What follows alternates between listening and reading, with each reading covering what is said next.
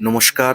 Satyamangal YouTube চ্যানেলের সকল দর্শক এবং শ্রোতা বন্ধুদের জানাই আন্তরিক শ্রদ্ধা ও ভালোবাসা। আজ আমরা এই ভিডিওর মাধ্যমে স্বামী সোমেশ্বরানন্দজি মহারাজের কথা থেকে আলোচনা করব। আজকের আমাদের আলোচনা মনের উপর, মনের কিছু বিষয়ের উপর আমাদের আলোচনা একটি বৈজ্ঞানিক ভিত্তির ওপরে দাঁড়িয়ে মহারাজ আলোচনা করছেন। মহারাজ বলছেন, এ প্রসঙ্গে কয়েকটি কথা মনে রাখলে ধ্যানের প্রক্রিয়া বুঝতে সুবিধা হবে। অর্থাৎ আপনারা বুঝতেই পারছেন, ধ্যানের সঙ্গে মনের একটা অন্তর্নিহিত সম্পর্ক রয়েছে। কারণ ধ্যানের মাধ্যমেই আমরা মনকে আমাদের কন্ট্রোলে, মনকে বশে বা মনকে আমরা শান্ত রাখতে পারি। মহারাজ বলছেন, প্রথমত মনের অবস্থাগুলির সঙ্গে পরিচয় থাকা দরকার। সাধারণভাবে জাগ্রত, স্বপ্ন ও সুষুপ্তি, ড্রিমলেস স্লিপ, এই তিন অবস্থার সঙ্গে আমরা পরিচিত। কিন্তু জাগ্রত অবস্থাতে সবসময় মন একরকম অবস্থায় থাকে না। প্রধানত 4 রকম অবস্থা দেখা যায়। 1. মন যখন আপন খেয়ালে কাজ করে, যা আমরা দেখতে পাই বাচ্চা ছেলের মধ্যে বা ইন্দ্রিয়পর মানুষের মধ্যে, তখন তাকে বলা হয় ক্ষিপ্ত অবস্থা। মন তখন কর্মচঞ্চল থাকে, কিন্তু তার কাজের মধ্যে বিবেচনার পরিচয় পাওয়া যায় না। 2. মূঢ় অবস্থা। তখনই হয় মন যখন কোনো কারণবশত কাজ করতে পারে না। এটি অজ্ঞান বা মূর্ছা অবস্থা নয়, বরং মন যখন সিদ্ধান্ত নিতে না পেরে হতবুদ্ধি হয়ে যায়, তখনই একে মূঢ় অবস্থা বলা যায়। এটি সাময়িকভাবে হতে পারে, শারীরিক বা মানসিক দুর্বলতা বশত হতে পারে। 2টি বিপরীত সংস্কার। সমান শক্তি নিয়ে উঠতে চাইলে মনের এই অবস্থা হয়। 3. শিল্পী, বিজ্ঞানী, চিন্তাশীল সমাজ সেবকদের মন ওপরের 2টি অবস্থা থেকে পৃথক। তারা মনকে শান্ত করতে পারেন, কিন্তু তাদের এই শান্ত ভাব কোনো একটি বিষয়কে কেন্দ্র করে। 4. মন যখন যে কোনো বিষয়কে কেন্দ্র করে শান্ত হতে পারে, তখন সেই মনকে একাগ্র বলা যায়। শিল্পী বা বিজ্ঞানী তাদের বিশেষ চিন্তাকে কেন্দ্র করে মনকে শান্ত করতে পারেন, কিন্তু একাগ্র মনের অধিকারী চিন্তামূলক বিষয় না নিয়ে একটি বিন্দুর উপরও মনকে শান্ত করতে পারেন। শিল্পী বিজ্ঞানীর ক্ষেত্রে কোনো বিষয়কে কেন্দ্র করে একই ধরনের অনেক চিন্তা ওঠে, আর একাগ্র মনার ক্ষেত্রে একটি চিন্তাই অনেকক্ষণ ধরে থাকে। 5. এই 4 রকম ছাড়া মনের পঞ্চম অবস্থার কথা বলা হয়েছে যোগশাস্ত্রে, নিরুদ্ধ অবস্থা।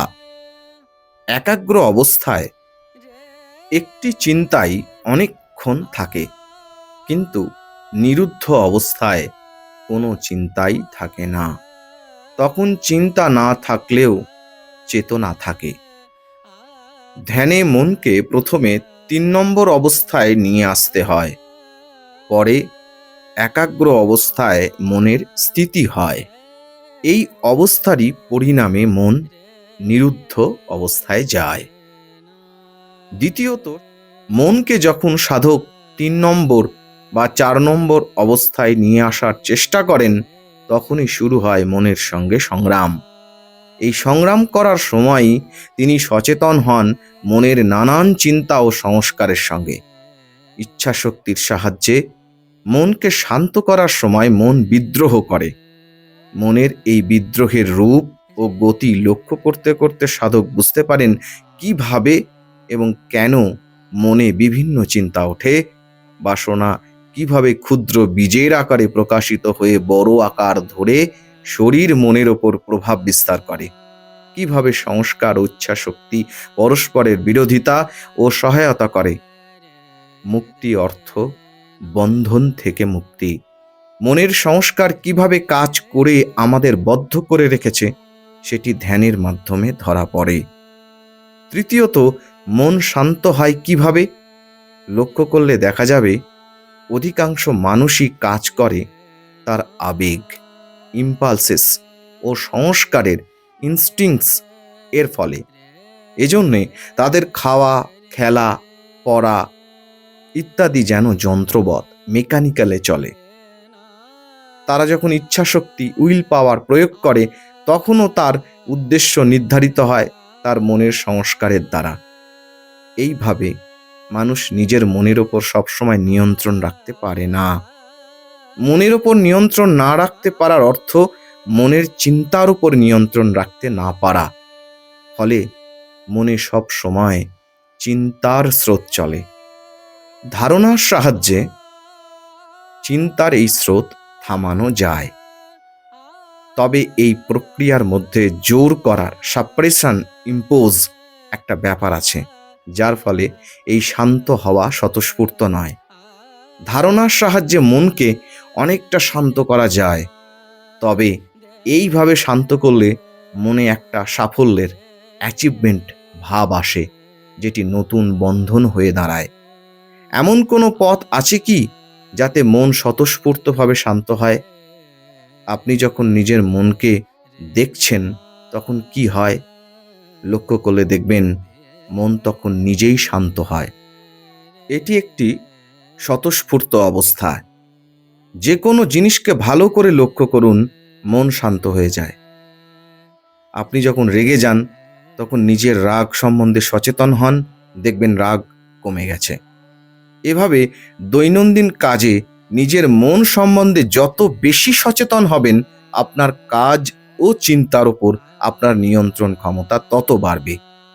ধ্যানেও এভাবে মনকে স্বতঃস্ফূর্তভাবে শান্ত করা যায়। এই সচেতন ভাব, অ্যাওয়ারনেস মনে চিন্তার স্রোত কমিয়ে দেয়। চতুর্থত, মন দিয়ে কাজ করলে মানুষের কার্যক্ষমতা বাড়ে। বাড়িতে মা বাবা তাদের ছেলে মেয়েকে বলেন মন দিয়ে পড়, মাঠে কোচ বলেন মন দিয়ে খেল, অফিসে বলা হয় মন দিয়ে কাজ করো। মন দেওয়ার তাৎপর্য মনে বিভিন্ন বৃত্তির সংখ্যা কমিয়ে আনা। একাগ্র হওয়ার অর্থ মনে একটি বৃত্তি ধরে রাখা অনেকক্ষণ ধরে। ধারণা এ কাজে সাহায্য করে। এভাবে একটি বৃত্তি ধরে রাখলে মানুষের কর্মক্ষমতাই যে শুধু বাড়ে তা নয়, একটি বিষয়ে নিখুঁত জ্ঞান লাভ করাও সম্ভব হয়। বিভিন্ন বৃত্তি মনকে একাগ্র হতে বাধা দেয়। এই বিভিন্ন বৃত্তির সঙ্গে মনের একাগ্র বৃত্তির যে সংগ্রাম চলে তা মূলত দুটি ধারার সংগ্রাম। বিভিন্ন বৃত্তি হলো সংস্কার এবং একাগ্র বৃত্তি হলো ইচ্ছাশক্তি। পুরনো সংস্কারের সঙ্গে সংগ্রামে প্রথম দিকে ইচ্ছাশক্তি জয়ী হতে না পারলেও ক্রমাগত অভ্যাসে মনে নতুন সংস্কারের সৃষ্টি হয়, যার নাম নিরুদ্ধ সংস্কার। যেহেতু ইচ্ছাশক্তির সাহায্যে এটি তৈরি হয়, সেহেতু এটি মানসিক শক্তিকে জোরদার করে তোলে। পুরনো সংস্কারকে ভালোভাবে দেখলে সেগুলি দুর্বল হয়ে পড়ে। এর সঙ্গে একাগ্র বৃত্তির সাহায্যে মনকে শক্তিশালী করলে মন তার উৎসে চলে যায়। মন যতই তার উৎসে যায়, তার শক্তি ততই বাড়তে থাকে। পঞ্চমত এবং শেষ, প্রতিটি কাজই মনে সংস্কার তৈরি করে। এই সংস্কারগুলি যদি কামনা কেন্দ্রিক হয়, তবে সেগুলি মনকে তার উৎস থেকে সরিয়ে আনে। যেহেতু কামনাগুলি চিন্তার সাহায্যে পুষ্ট হয় এবং কাজ করে, সেহেতু এগুলি মনে নানা রকম বৃত্তি তৈরি করে এবং সাধককে মনের উৎসে যেতে বাধা দেয়। এই জন্যই পবিত্র বা শুদ্ধ জীবনের উপর এত জোর দেওয়া হয় আধ্যাত্মিকতায়। শরীর ও ইন্দ্রিয়কে কেন্দ্র করে যদি কামনা ওঠে, তবে সেই সংস্কার শরীর ইন্দ্রিয়কে কেন্দ্র করেই প্রকাশিত হবার চেষ্টা করবে। সুতরাং দৈনন্দিন জীবনের বিভিন্ন কাজে কি ধরনের কামনা মনে উঠছে সেদিকে লক্ষ্য রাখা দরকার। হ্যাঁ, এমনটাই অপূর্ব একটি আলোচনা করেছেন স্বামী সোমেশ্বরানন্দজি মহারাজ। মহারাজের রাতুল চরণে আভূমি লুণ্ঠিত প্রণাম জানাই। সকলে খুব ভালো থাকুন, সুস্থ থাকুন, আনন্দে থাকুন। আশা করি আজকের এই আলোচনা আপনাদের খুব ভালো লেগেছে। আর সত্যিই যদি ভালো লেগে থাকে তাহলে প্রতিদিনের মতো ভিডিওটিতে একটি লাইক, শেয়ার, কমেন্ট ও চ্যানেলে যারা নতুন এসেছেন তারা চ্যানেলটিকে সাবস্ক্রাইব করে সত্যমঙ্গল ইউটিউব চ্যানেলের পাশে থাকবেন। ধন্যবাদ।